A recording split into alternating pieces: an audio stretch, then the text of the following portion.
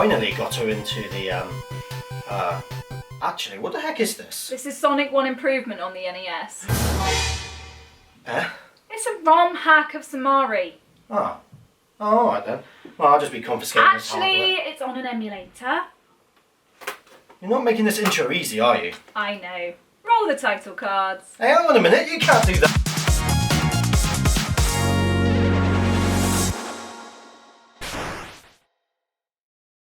So, when the news came out a few months back that Sonic got ported to the SNES, in which you can check out my video here, I was intrigued to see if there were any Sonic conversions for the predecessor, the Nintendo Entertainment System. And that answer would be... kind of?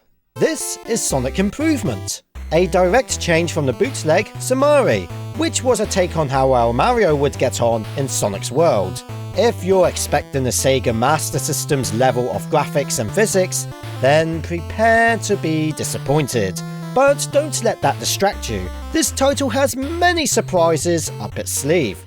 And as soon as I found out about the spectacle, I quickly rounded up all the necessary equipment. I managed to bag 4 flash carts in this episode, which are up for the challenge, and various systems. I have the Famicom, the PAL NES, the top Loader Famicom, and the American Nintendo, which has given me nothing but trouble. I digress. What I should mention is that these systems have been modified for RGB, so you get to see the clearest picture I can personally provide to you. This does not affect how the consoles operate the games in any way. All it does is it yields superior image quality. So a huge thanks to Old School and Duncan for making this possible.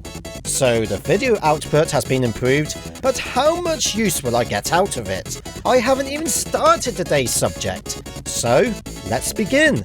And first up is the top Loader Famicom, paired with the EverDrive N8 Pro. Turning on the machine, and the first thing I notice is this huge bar at the bottom of the screen.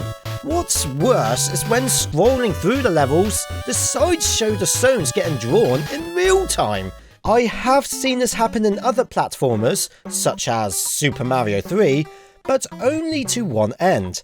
I'm not going to pretend how or why it's doing this, but what I do know is that it's not the ROM at fault, and for your sanity, I will be covering up the width. Then after playing it for a little bit longer, I decided to get rid of the bottom overscan too. From there, I started to enjoy the game.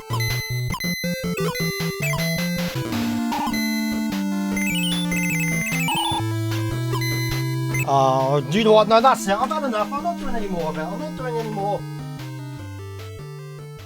I suppose if I want to get this video out, I'm going to have to, aren't I? Ah! Why is there an overload of badniks and hazards? And not just in Green Hill Zone, but throughout the whole journey. It feels like someone went berserk with debug mode and placed the enemies willy-nilly.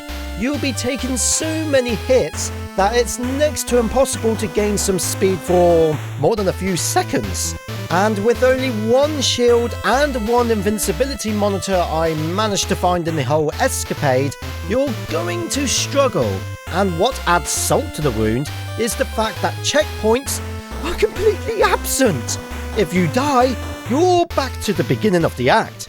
I'm telling you, the level design, well, the object placement specifically, is the worst part of the entire adventure.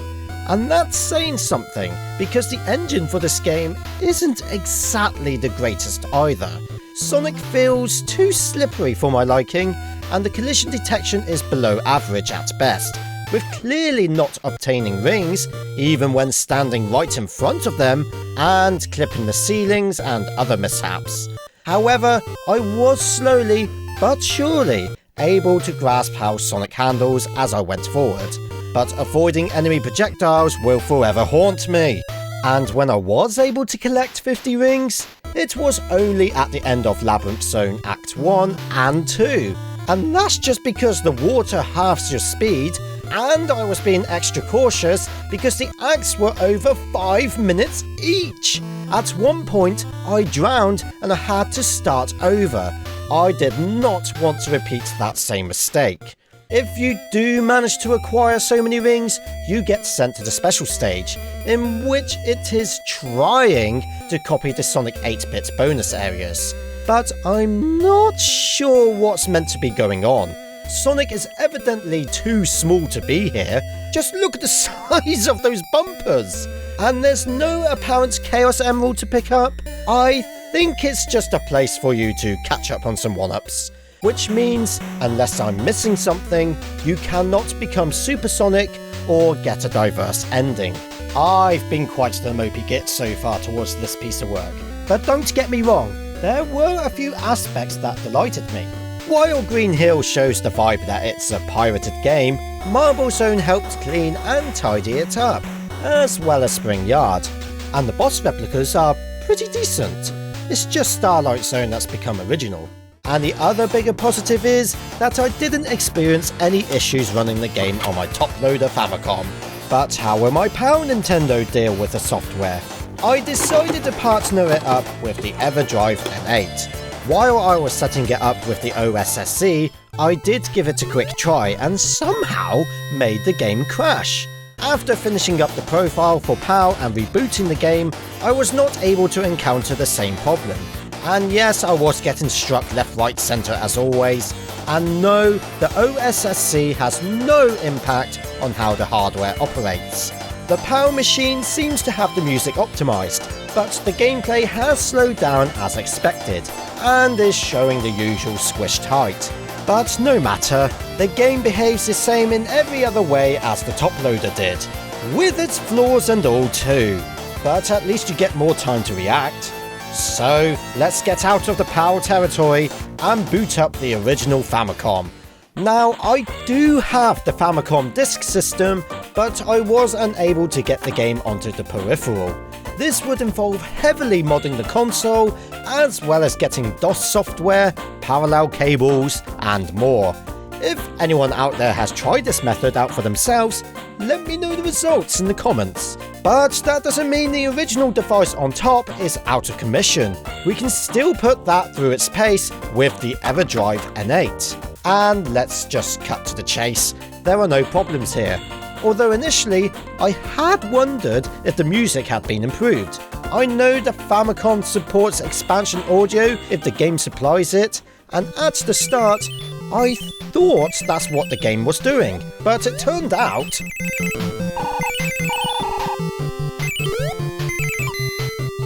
that my Famicom had also had the stereo sound mod implemented. Okay, I tried other games like Super Mario Bros. And yep, it's in stereo. I was liking it for the first few minutes, but the ring collection noise was making my left ear so lonely. So by Marble Zone, I forced OBS to be mono. Ah, that's more like it. But with this option ticked, it sounds just like the other consoles, which is certainly not a bad thing. A lot of the tunes are pretty decent. Right, the last machine of the night, the North American NES. You cost me a lot of money! I won't go into the full story here because I'll be derailing the subject quite a bit, but in short, no matter if the RGB mod had the de-jitter software applied or an extra de-jitter board installed, it would still jitter. And badly! And my TV or PC monitor would have nothing to do with it. Luckily, my Sony BVM was perfectly pleased with the signal, so I played the whole game via my camera. Until my camera overheated. But the biggest takeaway from this is that the game is completely compliant with the system on both the N8 and the N8 Pro. And that applies to all the other appliances. I tried rotating the carts and they all worked perfectly well. And with one single crash that I was never able to replicate again, does Sonic 1 Improvement work on real hardware? Yes! I know what is on a lot of your minds. Does this mean Somari works on the NES? While I did not go into too much depth in my analysis, I can safely say that this does indeed pass the test. There are other alternatives out there, such as the Twin Famicom and the American Top Loader, but they were reaching £400 plus, and for me to buy, try and not use again, it wasn't worth it. But with today's spectacular results, I can only assume that no matter what system you have in your possession or flash carts you currently use, this game will observe your wishes.